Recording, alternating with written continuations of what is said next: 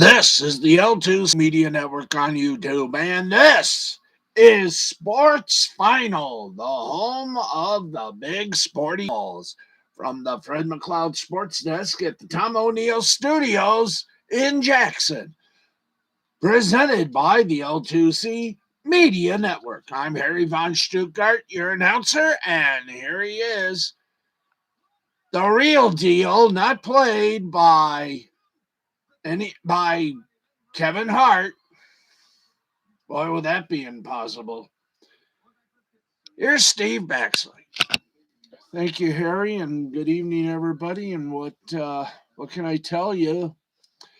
If you were watching tonight's live in front of a studio audience, all I'm gonna say is Kevin Hart did good as Arnold Jackson, and Snoop Dogg did good as well. Only he can. I watched a little bit of it when they did the Facts of Life, and well, bravo Norman Lear and Jimmy Kimmel. 99 years young Norman Lear is. He could still write. I wonder how they're going to top that. Then again, I wondered how they were going to top another show or another one night reboot salute. And that was, of course, Good Times and the Jeffersons.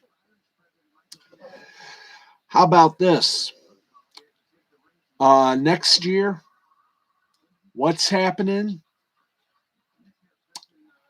And oh yeah, another show that Norman Lear did. And I challenge ABC, and I'm going to post this up. I challenge ABC and Kimmel next year. Obviously, they're going to have another one. Next year, the next time they do live in front of a studio audience, let's roll the dice a little bit further. How about one night reboot of What's Happening and Fernwood Tonight? Now, granted, you're going to find it hard to replace a gentleman by the name of Fred Willard, but I think you can. I think you can do it. I'm going to post the challenge up on my Twitter page. I wonder if anyone will dare answer. Anyway, how you doing, everybody? Hello, Dandelion Fluff. Thank you for the compliment. Always calling me Schnookums. I love that. I'll tell you the backstory of it. I was always called, you know how the affectionate folks like to say, hi, hon, hi, baby, hi, darling. I said, I've never been called Schnookums. Thank you, Dandelion Fluff. Mwah. Love you. Anyway, that makes me feel good. I love being called Schnookums. I have just never been called that until I made that admittance, and now it has come true. Yahoo. Anyway, let's rock this puppy right to its core. You did ask. It's the least I can do. Well, thank you. Thank you. Oh, my heart is full. Anyway, let's first straighten this thing out here so we can get to our little sporty show that we love to do on this program. And as soon as everything goes correct, thank you. Oops. Hey, there we are. Okay, let us begin with hockey first. That's right. We are going to do our hockey segment first. It's a shocker, but then again, it's my show. So let's get rid of the hockey, and let's do the hockey segment and do it properly.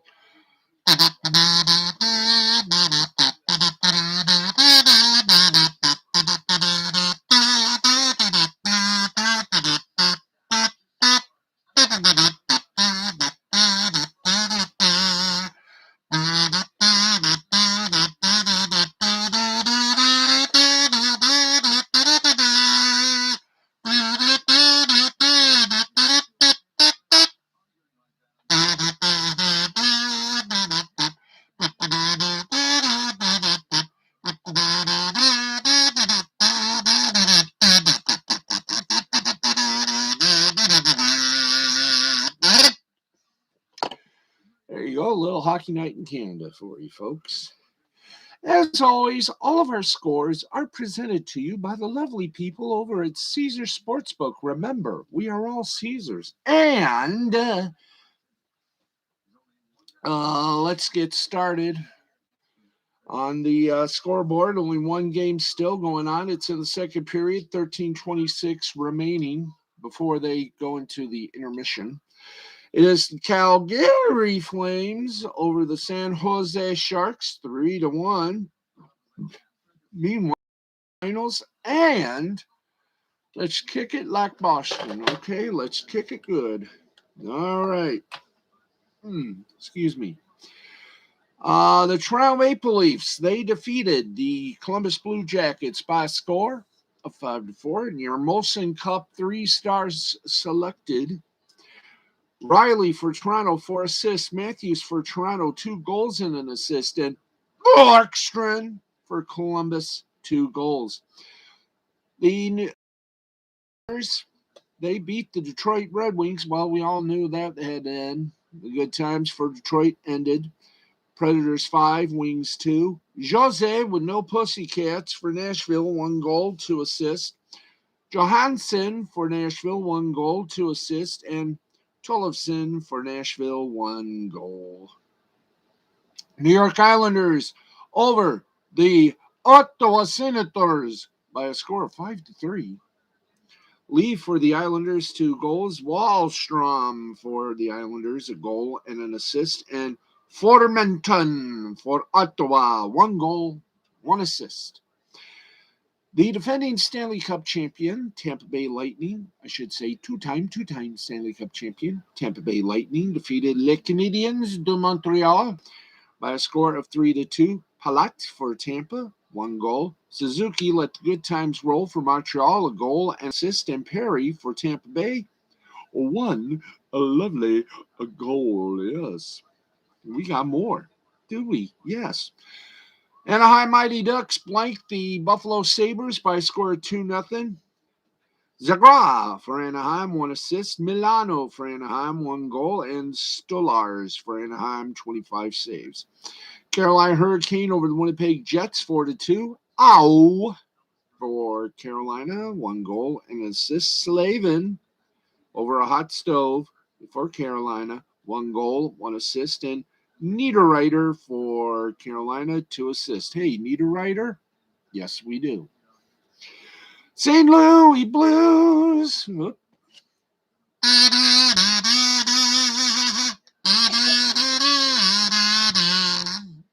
we go. Little St. Louis Blue there. St. Louis Blues over the Florida Panthers by a score of 4-3. Bukinovich for St. Louis, 1 goal, 1 assist. Husso. Do the hustle. Do the hustle. For St. Louis, 34 saves. And Barbashev. Yes, Barbashev. Shave and a Barbashev, 2 bits. He got 2 assists. 2 more final scores, and here we go. Rangers over the Chicago Blackhawks by a score of 6-2. Panarin. Panarin. Rangers, 2 goals, 2 assists. Creeder for Rangers, 1 goal, 1 assist. And Fox for the Rangers, 2 assists. Minnesota Wild defeated the Edmonton Oilers, 4-1. Talbot for Minnesota, 38 saves. Eriksson Ek for Minnesota, 1 goal, 1 assist. And Paul Jujarvi for Edmonton, 1 goal. And folks, do you think that's it for hockey? No way, Jose. That is not the way we do. Okay, would you like to know the way we do things? Oh, I'm glad, because I talk while my little buddy here gets the hockey scores, and boom, we go merrily along and tell you that we only had 1 game for the men. That was Boston College over Brown, 5-2. It was a non-conference game. Booty boo hoo boom. How did the ladies do? Were the ladies playing tonight? Yes, they were. Dartmouth over Franklin Pierce, 7-0 was the final score of that. Let's do this. Let's do this. We go to the Meaners. We go to the American Hockey League and then the Ontario Hockey League and ask the question that has stumbled people for a long time. Do we have any games to report from both leagues? I'm glad you asked. Here we go. And, actually, we only got one game to report on. The Ontario Reign and the Bakersfield Condors were postponed. So we have 4:18 left to play in regulation. And unless San Jose launches a comeback, we are going to call this game, and we're going to say the Stockton Heat beat the San Jose Barracuda 9-1. That is true. And finally, we go from the to the, excuse me for a moment, boopity boopity, boop, bam, to the Ontario Hockey League, to the OHL, vamonos, vamonos. Hold the line, please, hold the line. We only had one game, and that was just played. It was London going against Kitchener. London beat Kitchener by a score of 6-2. And that was the solo game that was in the Ontario Hockey League. Wait until Wednesday, kids, when we have a log jam. Okay, so guess what? We have done the hockey. Now we gonna get your women's basketball scores. That's right. If you're a college woman, congratulations and hi. How you doing? Good to see you. Good to see you all nice and hepped up.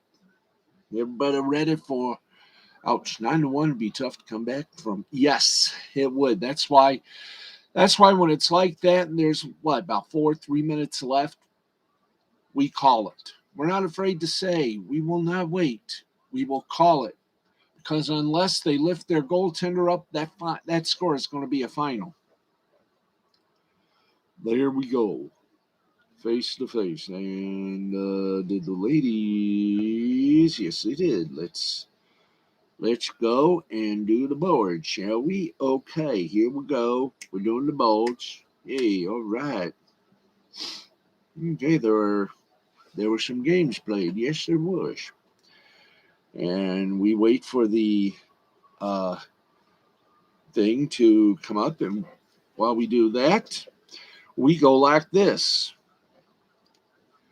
It is a very bold move. Because let's face it, you're down 8 points. You're down 9 points, you might as well say that. There's less than 4 minutes remaining. How can you come back? I bet you by the time we update that, it'll be 10-1. So here we go. Are we ready? Good. Number 20, Ohio State beat Mount St. Mary 94-50. 25th ranked Colorado over Southern Utah 81-47. There you go on that side. Now,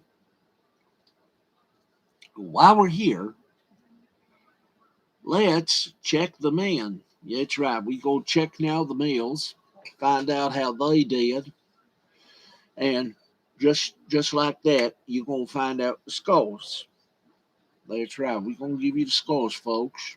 My name's Henry Alfalfa. And here we go. Let's do this properly. 16th ranked USC over Eastern Kentucky, 80-68. 2:41 left to play in the regulation. 6th ranked Villanova over Syracuse of 61-52. Number 8 Kansas over UTEP 78-52. Number 10 Kentucky over Southern 76-64. 12th ranked Arkansas over Charlotte 86-66. And 13th ranked Tennessee.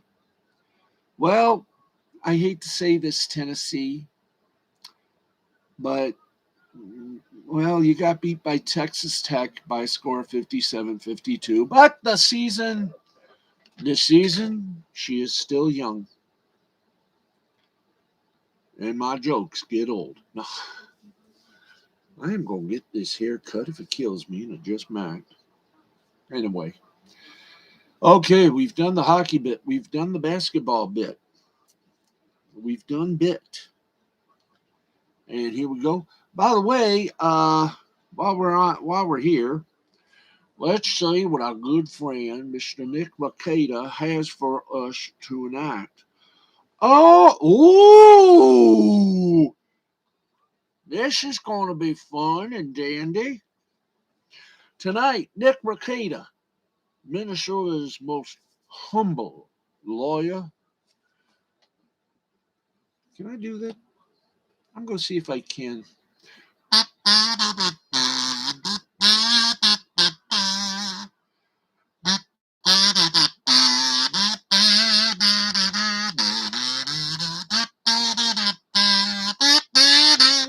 Okay, there you go, a little Matlock theme. Why Matlock? Because for a simple fact, we're talking Nick Raketa, the humble Minnesota attorney who's got one hell of a fun show and has done another great job covering yet another trial for his YouTube audience.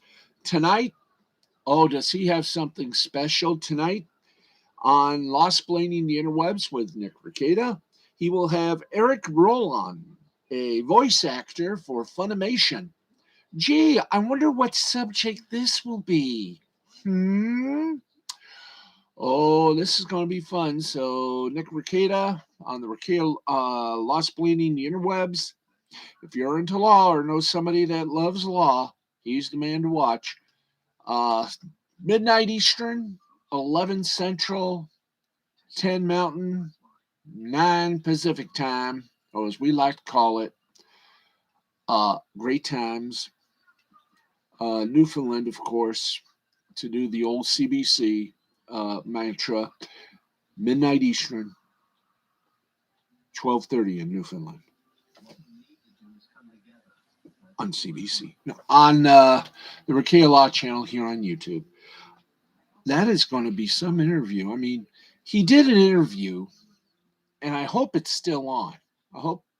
I just call it time. Hey, Mike Wallace. Oh, sorry. You know, I'm going to say this. I know.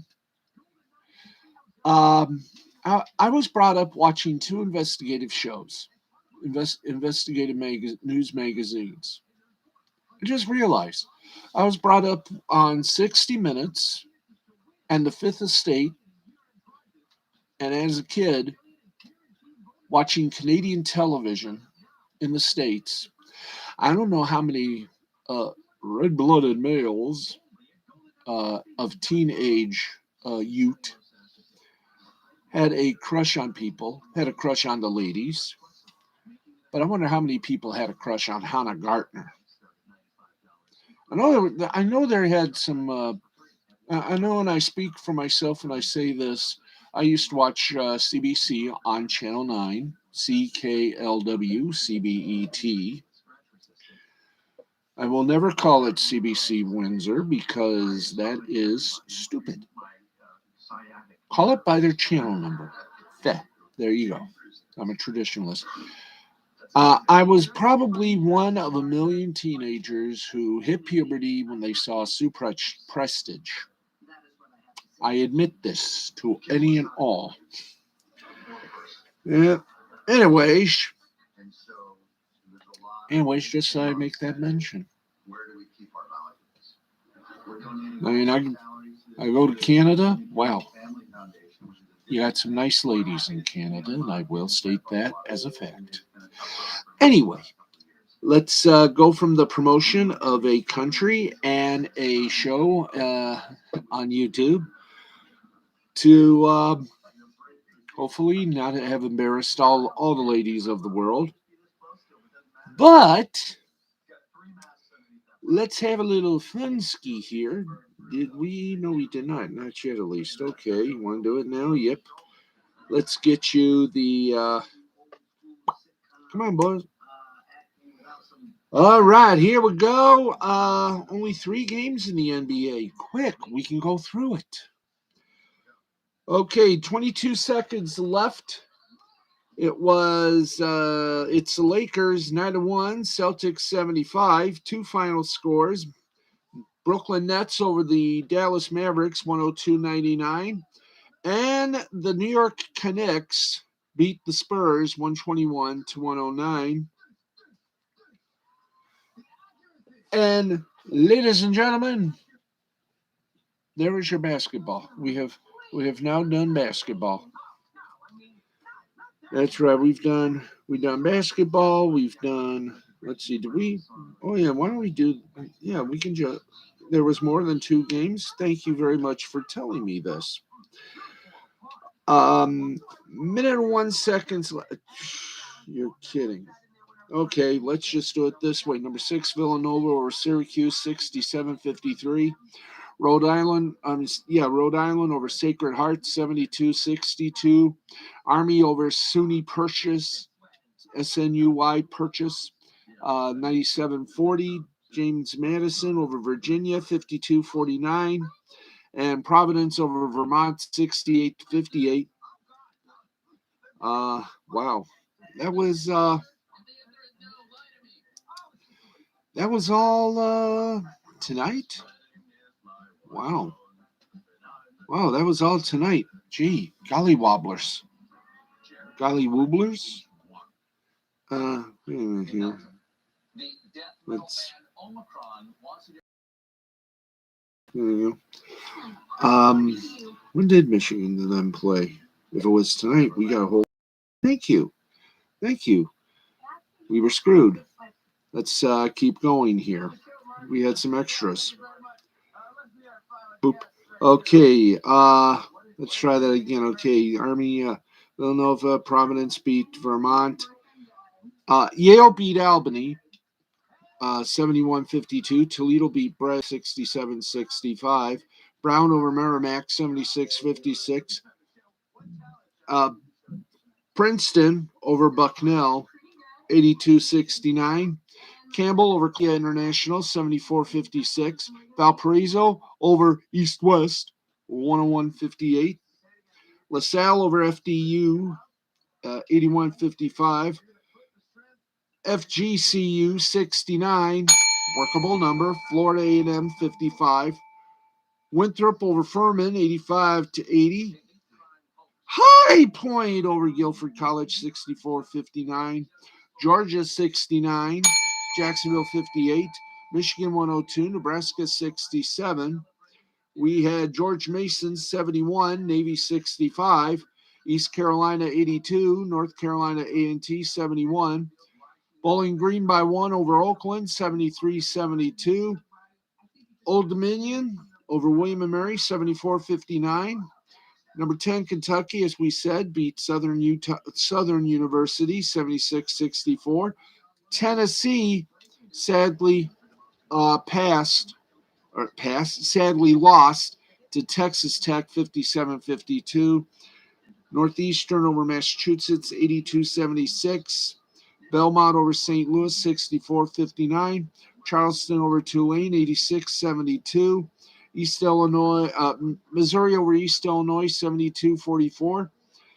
Temple over Vanderbilt, 72-68. Tarleton State over Dallas Christian, 84-65. North Colorado over South Dakota, 74-69. Loyola of Chicago over Roosevelt, 88-49.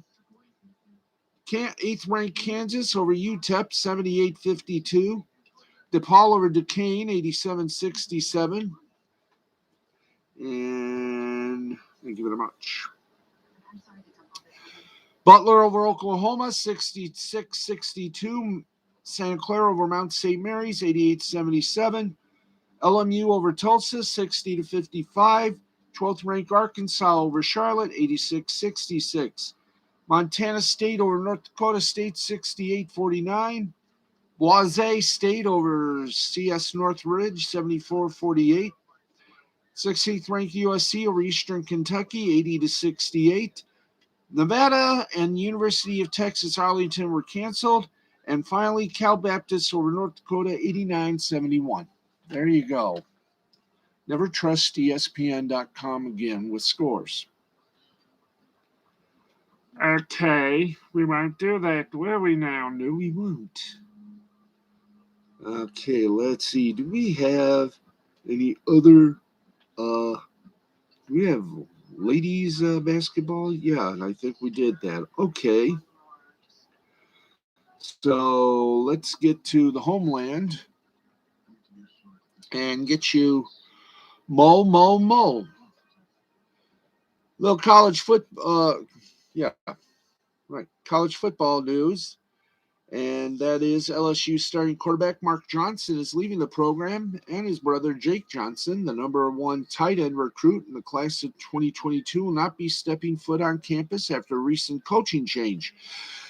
Max, who just finished his sophomore season, has entered the transfer portal. Jake, meanwhile, publicly decommitted after pledging to the Tigers in April. Max and Jake both tweeted out statements simultaneously at 7:13 p.m. Eastern, announcing their decisions on Tuesday night. Jake Johnson noted that he still plans on enrolling early at his next destination. Considering the timing, Max Johnson would also potentially be able to be on a new campus by spring of 22, and both brothers could easily land at the same location. That would be nice. The decision comes 1 week after Brian Kelly was introduced as the Tigers' new coach, replacing national title winner Ed Orgeron. Kelly is still in the process of putting together his staff, but Notre Dame offensive coordinator Tommy Rees turned down an opportunity to lead the offense in Baton Rouge to stay in South Bend. While LSU limped out to a 6-6 record in a tumultuous season, Max Johnson emerged as a star in the Tigers' offensive system. He threw for 218 yards, 27 touchdowns, and 6 interceptions while completing more than 60% of his passes. Now, he should be one of the better transfer quarterbacks in the market. Now, his decision leaves a huge hole on the depth chart at quarterback. Previous starter Miles Brennan turned to the transfer portal after missing the entire 2021 season with a broken arm.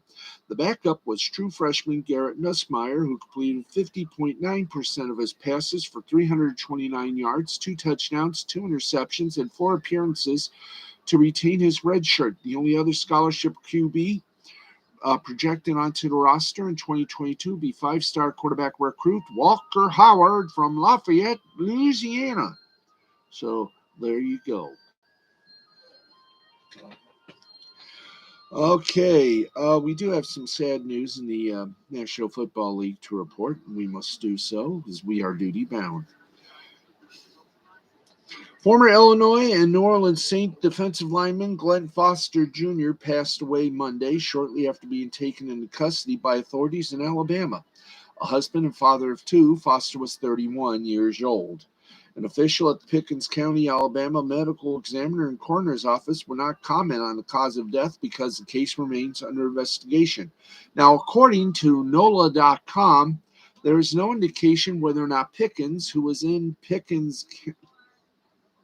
You're kidding. They did that. There's no indication whether or not Foster Jr., who was in Pickens County Jail the day prior to his passage, was released from the jail's custody prior to his death. Foster was booked early Saturday morning on counts of reckless endangerment, resisting arrest, and attempting to elude police. He was rebooked on Sunday on counts of simple assault and battery. Jeez. Our sympathies go to his family, friends, and loved ones. In the National Basketball Association, or as we like to call it, the NUBA, Damian Lillard, who was contemplating a trade request this past offseason, the Portland Trail Blazers had to convince him that staying put was the best thing for his career. They succeeded, but they done too good of a job. Adrian Wojnarowski of ESPN is reporting that Lillard now wants a 2-year deal worth $107 million of a contract extension. There you go, buddy. That would pay him $55 million in his age 36. Uh, in his age 36 season from the Blazers. Portland recently fired general manager Neil Olshey, but according to Wojnarowski, the sort of top-level GM candidates that Portland would like to consider for the position don't even want to think about stepping in. No. They're not interested in such a contract and would prefer to move on from Lillard sooner rather than later. Lillard would be eligible for that extension in July, but according to the great and powerful Wojo, he would need the next GM of the team to sell the move to owner Jody Allen. Olshey, who was fighting for his job amid back-to-back disappointing seasons, might have been more eager to make the win-now commitment to Lillard. A new executive with more runway, however, may view things differently. Now, Allen inherited the team after the passage of her brother, former Blazer owner Paul Allen, and it's not clear if she plans to keep the team or sell it. Now, here's the irony. Lillard is apparently open to a rebuild, but one he would be involved in. He's reportedly tried to sell the organization on moving some of his veteran teammates for younger pieces with an eye on his long-term future in Portland. Translation, he wants to be the center and sole spotlighter, or as we like to call him, LeBron James. Robert Covington and Jusuf Nurkic, both non-expiring contracts, are logical trade candidates for the Blazers. Lillard also reportedly tried to get the Blazers to trade teammate C.J. McCollum for Philadelphia 76ers point guard Ben Simmons, but they said, nah, we've already got one crybaby in the organization. Why should we have two? Okay, let's keep going here. Then the good night, Dandelion. Off to sleep, huh? Off to sleep. Okay, pleasant dreams. And we leave you in dreamland, Dandelion, with the newest member of the diplomatic boycott team. A day after the U.S. announced its diplomatic boycott of the 2022 Beijing Winter Olympics, Prime Minister Scott Morrison of Australia joined in and said no Australian officials will attend the game. Australia's boycott, just like ours, will affect only dignitaries and not the athletes. Morrison cited China's human rights abuses in Xinjiang as a primary reason for a boycott, adding China, which has denied any wrongdoing in the region, and besides, dead people don't talk, has not spoken to Australia about its concerns. The 53-year-old said he wants to ease the tension between the two countries without stepping, quote, back from the strong position we had standing up for Australia's interests. The Australian Olympic Committee agreed with Morrison's decision to separate politics and sport, with the boycott saying diplomatic options are a matter for government, while acknowledging the human rights issues at hand. Any Chinese retaliation from Australia's decision to boycott the Games, Morrison said, would be completely and utterly unacceptable, and there will be no grounds for that whatsoever. Grounds or not, China dished out plenty of harsh words after the U.S. announced its boycott. The Chinese government accused the U.S. of posturing and political manipulation, and some senior officials claimed U.S. dignitaries weren't invited anyways. China's foreign ministry spokesperson Zhao Lijian threatened the U.S. with countermeasures on Tuesday, claiming the U.S. would pay a price for its erroneous actions. The International Olympic Committee announced Monday it fully respects the Americans' boycott decision, but has yet to comment on Australia's. They begin on February 4th, the Beijing Winter Games. Have a nice sleep, love. I give love back. Good night, Dandelion. Don't let the bed bugs bite. Let your animals do that. Take a little nibble. Okay. Where are we now? Oh, we're at 12:13. So We did all that. Let's give you a little uh, media bite or two or three or four. And with the lockout of Major League Baseball, notice we said Major League doesn't involve the minor leagues. They're going to have a ball this season. Remember a week ago when Major League Baseball free agency was at a fever pitch despite the impending lockout? Well, the lockout came on Thursday at midnight, and baseball has fallen way out of the spotlight. When the lockout was announced, Major League Baseball's website was stripped of player photos and news, pivoting to evergreen content and generic blank headshots. It seemed like a weird strategy, but hey, labor disputes in the digital and social media age are few and far between. On Tuesday, The Athletic dove into the scrubbing of the players and revealed a startling note. Not only were the players' pictures and news stripped from the site, but MLB.com's reporters were instructed not to players and not to mention them on social media. Ooh. Days later, MLB.com is still Hall of Fame and evergreen centric with a pair of links to information about the CBA stuck in between news and charity sessions. Give me all the stories about baseball at the 2000 Summer Olympics. Yeah, give me that story. On social media, MLB's Twitter feed has almost exclusively been tweets about the Hall of Fame, aside from one today about youth mental health. Casually scanning the Twitter feeds of MLB.com's reporters, nothing going on. The on-air programming, however, at MLB Network has also taken a dramatic shift. Off-season staples like Hot Stove, High Heat, and MLB Tonight are done and gone. And in our archive games, films, and documentaries. Oh, boy. So, by the way, here's the schedule for Wednesday for the MLB Network. 2 a.m., Major League Baseball game replay. 5 a.m., Randy Johnson, The Big Picture. Baseball seasons at 9 a.m. after the 6 a.m. replay of the replay. 10 a.m., premiere of game replay.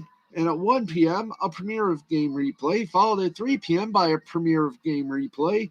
And at 5 p.m., game replay, followed by Atlanta Rules, the story of the 90s Braves. Ho hum. Anyway, there you go. There's that. Okay. What else have we got here? ESPN's Tim Kirkjian wins the 2022 Baseball Writers of America Career Excellence Award. Miami reportedly pushed hard to hire Mario Cristobal, due in large part to criticism by Kurt Herbstreit. He must be good for Kirk to bitch on him. Okay, okay. We're still on. Oh, good. All right. Let's go from A to Z here. Let's go from A to Z. We've done our awful announcing bit. What is now wrong here? Hello? Thank you. We've had a crash. Oh, there we go. Let's get to the BBC, unless we have had a deep crash here. Come on. Come on. Thank you.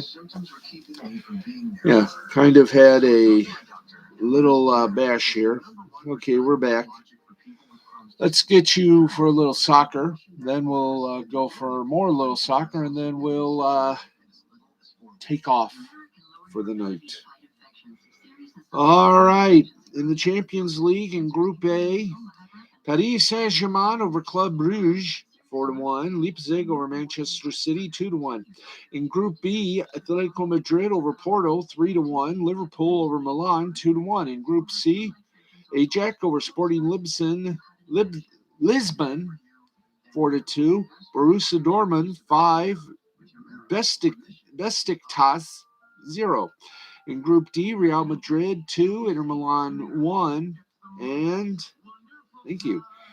And Sheriff Tiraspol and Shakhtar Donetsk had a 1-1 tie. Okay. In Brazil, Sport over Chapecoense 1-0. And we have come to that moment where we can end early and everything feels good. Okay. Let's hot this one. Ooh, we got we got some soccer for you here. Liverpool over Milan 2-1. Ajax over Sporting 4-2. Dortmund over Besiktas 5-0. And in basketball in the Euro Cup, Jelborg over Bursaspor 95-65, and Valencia over Venezia 81-67. And with 7 minutes left in the fourth quarter, the Lakers lead the Boston Celtics 108-89. And in the second intermission, the Sharks over the Flames 4-3. Czech Republic Extraliga after penalty shootouts. Parabis over Plzeň 4-3, and in Finland it was Kuku over Kalpa 4-3 in a shootout. And that, my friends, very much does it for us. We have done giving you some sports and did it with the style and panache that makes us who we are. Bo and R's crazy. Okay, so we're going to we'll bid y'all good night and a pleasant, if not rockin', tomorrow. We'll be back with you at 11:35 with more of Sports Final. I'm Steve, the Baxman Baxley, for Harry and all of the crew here at the Fred McLeod Sports Desk. Thank you all for watching, listening, and supporting, hitting that bell, hitting that subscribe button, and enjoying the fun, the thrills, and the unique bizarreness that is Sports Final. Until tomorrow, Steve Baxley. Have a great evening, and we'll see you then. This has been a presentation of Mystifying Creativity Productions in association with the L2C Media Network and L2C Sports. I'll talk to you folks tomorrow, 11:35. Good night, everybody.